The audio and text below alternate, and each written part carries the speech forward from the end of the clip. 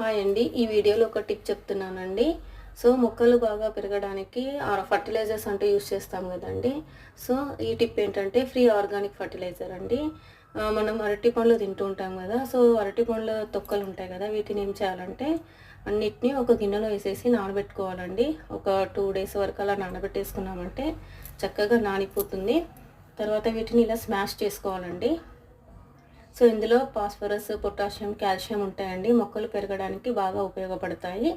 So ఇలా బాగా smash చేసుకున్న ఈ వాటర్ని అలా చెట్లకు వేసేసుకోవాలండి.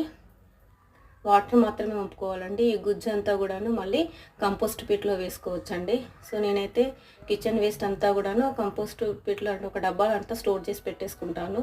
తర్వాత చెట్టులకు వేస్తాను. ఇది సెకండ్ వన్ వచ్చేసి మటన్ కడిగిన వాటర్ అండి. సో ఈ వాటర్ని కూడా పూల మొక్కలకు ఇస్తే కూడా చాలా మంచిదండి. Thank you.